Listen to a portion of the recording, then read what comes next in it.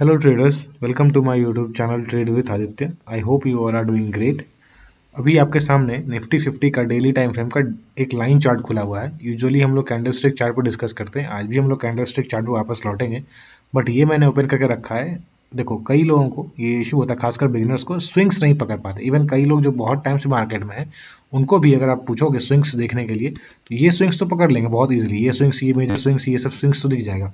But market में छोटे swings होते हैं, ये वाले, ये छोटे से, ये शार्प जो स्विंग्स होते हैं छोटे वाले, या फिर अगर पीछे जाओगे आप चार्ट पे, जब इसका फॉल आया था कोरोना का, यहाँ पर लोगों को लगा था कि ये स्ट्रेट फॉल है, बट क्या ये स्ट्रेट फॉल है? अभी आप देख सकते हो ये स्ट्रेट फॉल नहीं है। मार्केट ने हॉल्ट किया, फिर नीचे आया, फिर हॉल्ट किया, पुल बैक दिया, फिर नीचे आया, फिर ऊपर गया, फिर नीचे। इस तरह से मार्केट ने काम किया। स्ट्रेट लाइन में कभी मार्केट नहीं चलता, चाहे ऊपर चलना हो चाहे नीचे चलना हो।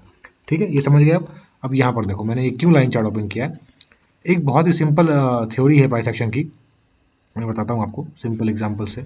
सपोज ये कोई लेवल है, फिलहाल के लिए मान लेते हैं ये सपोर्ट है, यानी प्राइस नीचे आता है, इस पर होल्ड करता है, फिर ऊपर निकल लेता है। लेकिन जब इसका ब्रेकडाउन हो जाता है तो फिर यही प्राइस क्या करता है, रिजेक्शन की तरह काम करता है, यानी रेजिस्टेंस की तरह काम करता है, प्राइस यहाँ से रिजेक्शन फेस करता है।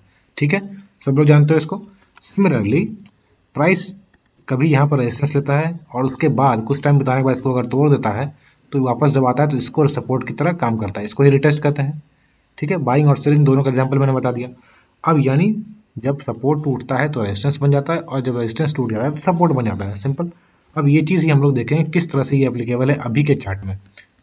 यहाँ देखो, स्विंग्स आपको दिख रहे हैं, और जब स्विंग्स आप देख सकते हो ना, तो स्विंग्स ही एक्चुअली मार्केट का लैंग्वेज जिसको कहते हैं ना, वो स्विंग्स पे ही काम करता है। सपोर्ट रेजिस्टेंस क्या होता है, मार्केट वहां पर आके स्विंग बनाया, ये एक लाइन था, यहाँ पर मार्केट ने आके एक स्विंग बनाया और यहाँ पर सपोर्ट लिया, फिर ऊपर गया, फिर यहाँ ब्रेकडाउन किया, फिर इसके पास से आकर रिजेक्शन फेस किया।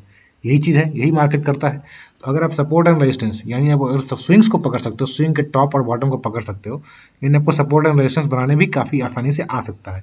और उसके बेसिस पे आप समझ सकते हो कहाँ से प्राइस रिजेक्शन लेगा, कहाँ से अगर नीचे आ गया तो वापस यहाँ पर रिटेस्ट करने आएगा और यहाँ से रिजेक्शन ले सकता है। इसके लिए आप तैयार रह सकते हो।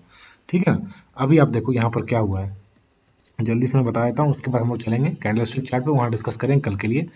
यहाँ पर दिख रहा है सपोर्ट था, नाउ व्हाट हैज हैपेंड, सी, यहाँ पर सपोर्ट लिया, बट जब ब्रेकडाउन आया तो व्हाट हैज हैपेंड, यहीं पर से रिजेक्शन लिया। और वापस जब हम लोग कैंडलस्टिक चार्ट पे चलेंगे तो आपको दिखेगा कि ये तो एक्चुअली लाइन चार्ट क्या होता है, किसी भी दिन का प्राइस का क्लोजिंग। इस पॉइंट पे प्राइस ने 17 जनवरी को क्लोजिंग दिया हुआ, कैंडल हो सकता है इतना बड़ा हो सकता है कैंडल इतनी बड़ी बनी हो, बट क्लोजिंग कहाँ पर हुआ है, उसके डॉट्स को मिला के लाइन चार्ट बनता है। ठीक है, ये अगर नहीं पता हो तो मैंने बता दिया।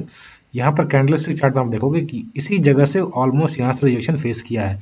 सो पॉसिबिलिटी क्या है, जब हम लोग डेली चार्ट पे, कैंडलस्टिक चार्ट पे या फिर छोटे टाइम फ्रेम पे बात करेंगे तो वहाँ पॉसिबिलिटी आपको ये समझने में आसानी होगा। ये स्विंग दिखाने का पर्पस यही था।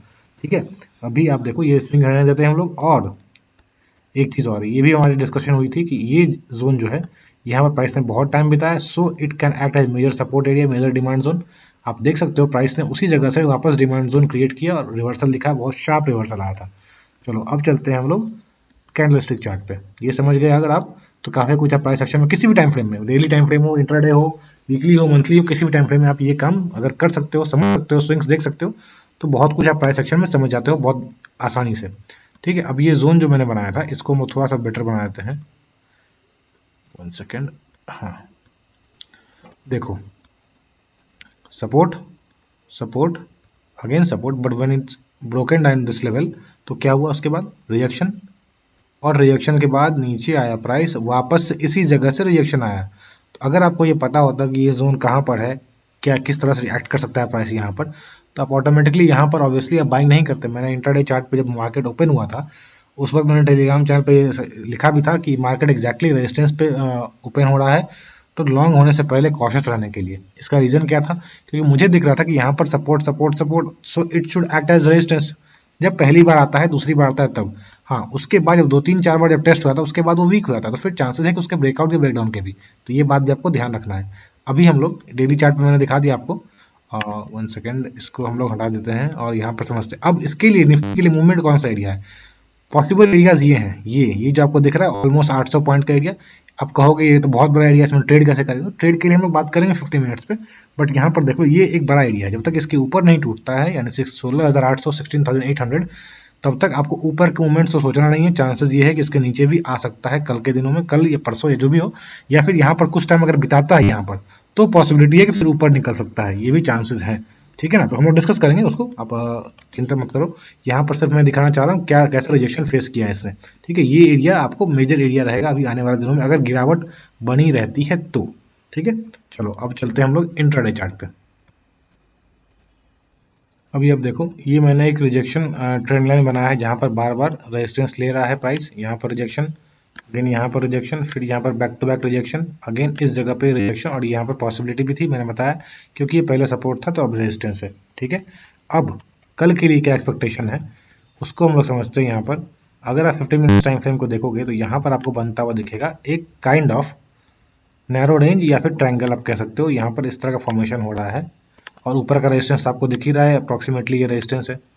अब इसकी पॉसिबिलिटी किधर है, इसकी पॉसिबिलिटी नीचे की ओर भी आ सकती है क्योंकि यहाँ पर एक गैप है, इसकी पॉसिबिलिटी ऊपर भी है बट अगेन यहाँ पर तुरंत रेजिस्टेंस है। तो अब अगर प्राइस को ऊपर चलना है तो एक पॉसिबिलिटी है कि सीधा इसके ऊपर ही खोले और वापस इसको ब्रेकआउट करते हुए निकल जाए ऊपर। ठीक है, मैंने लाइन चार्ट पे शेयर भी किया था टेलीग्राम चैनल पे कि ये किस तरह का पैटर्न है, अगर आप देखना चाहते हैं देख लो क्या शेयर किया था, ये किस तरह का पैटर्न है। Kind of head and shoulder बनता हुआ दिख रहा है, अभी ब्रेकआउट होगा या वापस इसको डबल टॉप बना के नीचे आ जाएगा, ये पॉसिबिलिटी दोनों साइड की है, वही मैं बता रहा हूँ।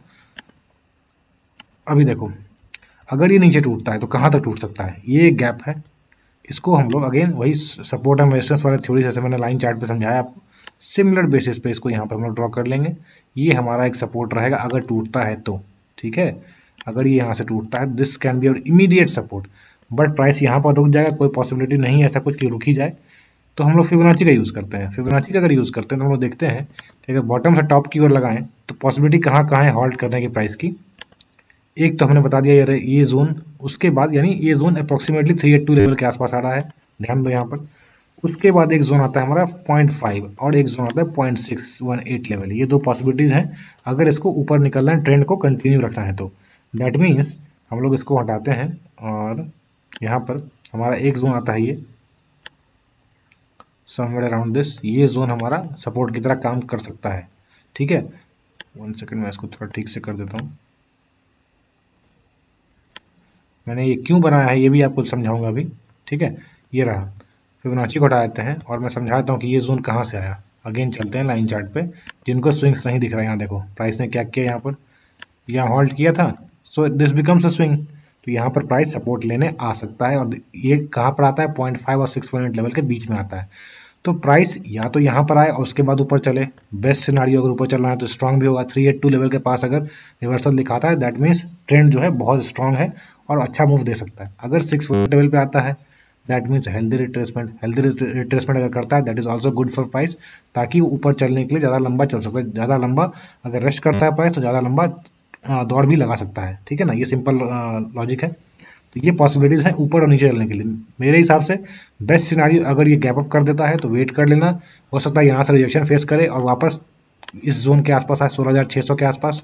अगर यहाँ से ब्रेक डाउन आता है तो मेरे हिसाब से यहाँ पर शॉर्ट करना बहुत इमीडिएट रेजिस्टेंस हो जाएगा 100-150 पॉइंट का, तो थोड़ा रिस्क हो सकता है इस केस में। अगर यहाँ पर थोड़ा टाइम बिताता है और उसके बाद नीचे आता है then that will be our best scenario. Short करने के लिए आराम से 40-50-60 पॉइंट लेके आप आराम से बाहर निकल सकते हो।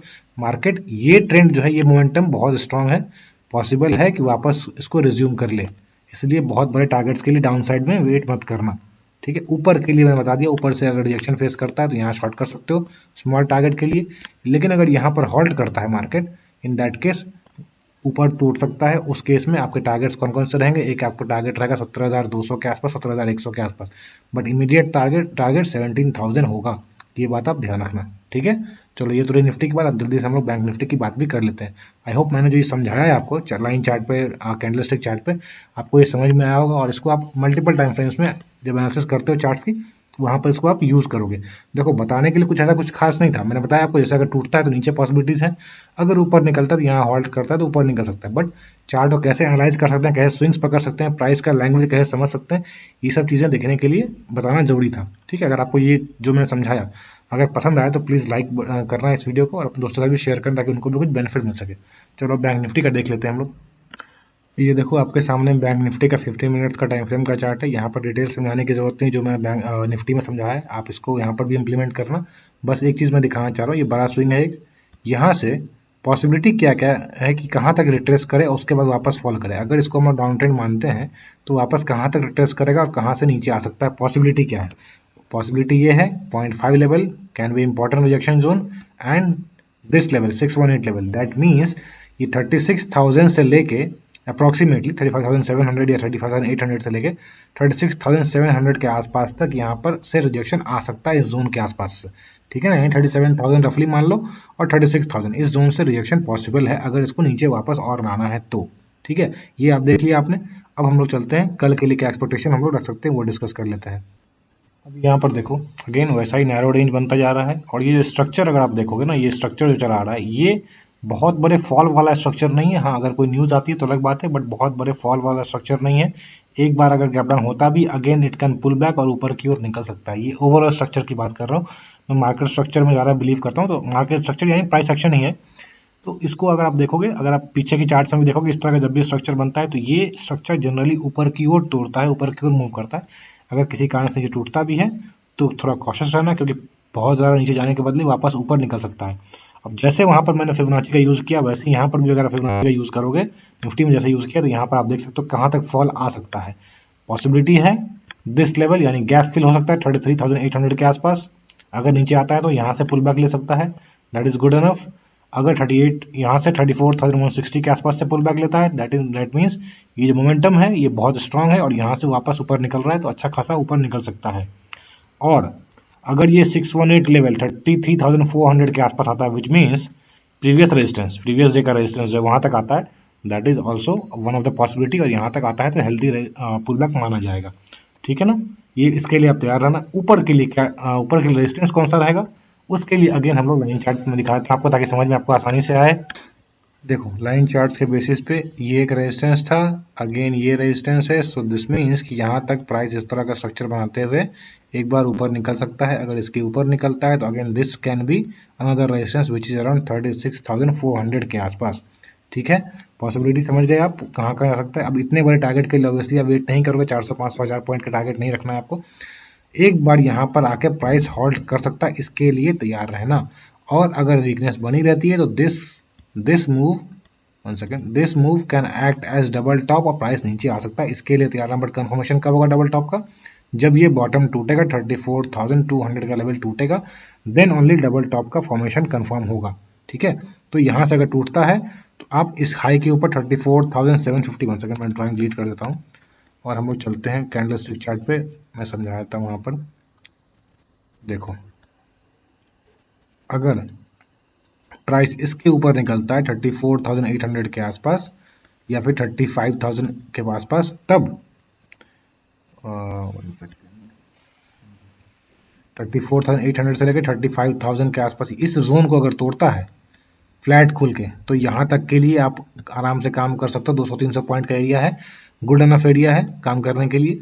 इसके पास से एक बार प्राइस होल्ड करके वापस यहाँ आए, उसके बाद अगर निकले तो फिर आप ब्रेकआउट पे आराम से एंट्री ले सकते हो और अच्छा खासा मूव हम एक्सपेक्ट कर सकते हैं। अगर इस तरह से मूव दिखाता है बैंक निफ्टी यहाँ होल्ड करके, 1 सेकंड, यहाँ होल्ड करके अगर निकलता है, that will B best case scenario हमारे स्ट्रॉन्ग अप मूव के लिए।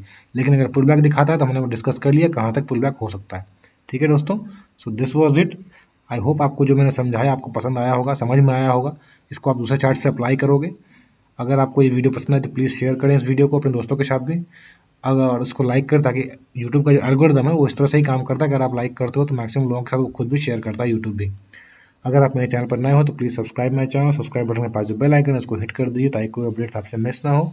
अगर आप मुझसे मेरे टेलीग्राम चैनल पर जुड़ना चाहते हो, जहाँ की मैं लाइव मार्केट आवर्स में चार्ट्स वगैरह शेयर करता रहता हूँ, स्टॉक से रिलेटेड भी, स्विंग ट्रेडिंग से रिलेटेड भी, तो आप डिस्क्रिप्शन में लिंक है वहाँ जाके मुझसे जुड़ सकते हो। So thank you for watching, keep learning.